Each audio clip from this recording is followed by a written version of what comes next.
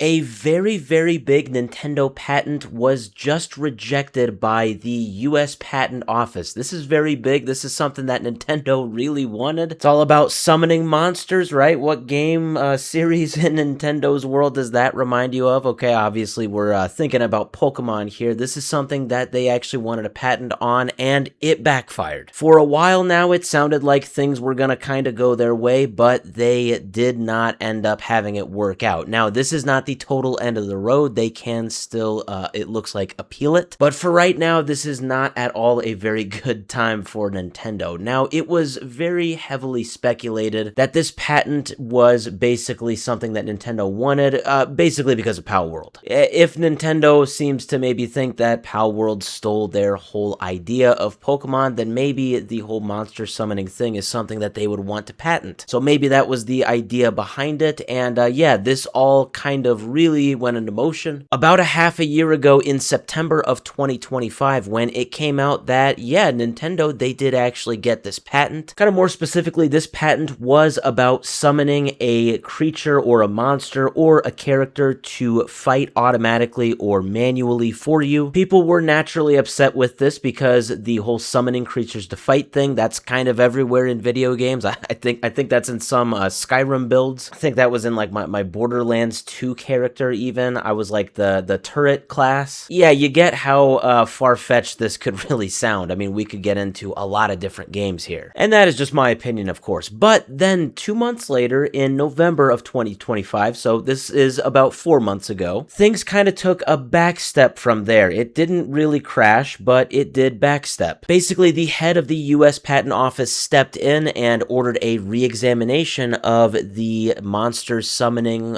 patent. And it looks like people were talking about how at the time this was a very big deal. This is a very rare thing for the US Patent Office to do. This almost never happens. So this was possibly an indicator that there could be serious problems with this patent. I don't know if this was fueled by the backlash that Nintendo got 2 months prior, but clearly the US Patent Office saw that something needed to be looked at. And, well, that leads us to today, April 1st. It is not, from what I understand, an April Fool's joke. We got this from the Games Fray, and they have an entire over 100-page document describing this. But they say US Patent Examiner rejects Nintendo's summon character and let it fight in one of two modes patent. So we do get this synopsis right here from the Games Fray, and it sounds like Nintendo, they missed some sort of deadline. I believe what this could mean is that Nintendo was probably reached out to by the US Patent Office. They wanted an answer to something, and they had a deadline to do it by, and then Nintendo missed that deadline, so the Patent Office just moved forward without them, and this triggered the result, with that, of course, being that this patent is now getting rejected. Now, I do want to clarify, the word rejected is a bit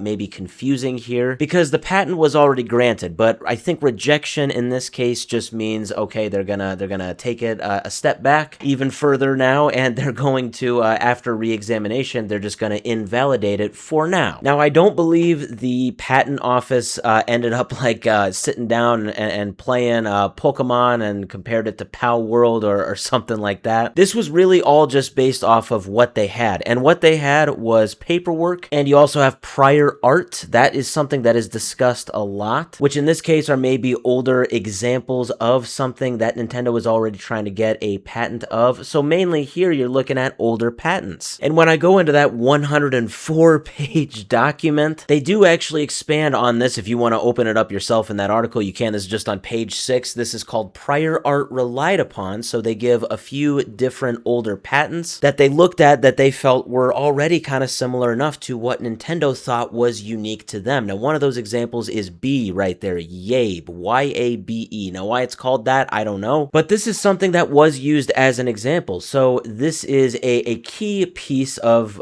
prior art that they relied upon. Now, when we look at Yabe, well, I'll just call it that. I think that's how it's pronounced. This was a patent that was actually filed by Konami in 2002. Yeah, 24 years ago. And it kind of explains that. It does give this screenshot right here as well. And it basically describes that this is a patent for systems that are used in a video game for summoning characters and then using them in combat. Sound familiar? Yeah, kind of interesting how they do this. And, you know, again, this is not a game that Konami has. This is just a patent that I suppose they've had since, well, 24 years ago. This is basically the US Patent Office's way of saying, you know, Nintendo, they didn't necessarily invent this idea that they are trying to patent. There are plenty of older examples of prior art that are similar enough here. And I don't think it's any one of these single patents that completely killed Nintendo's claim here, according to the Patent Office, but altogether, using a lot of these different examples of older patents that are similar, they basically dismantled the whole argument that this mechanic is something that is unique to Nintendo. And therefore, it could be more seen maybe as Nintendo just kind of remixing some of these older ideas. Maybe it turns out it wasn't just their original idea to begin with. So yeah, Nintendo,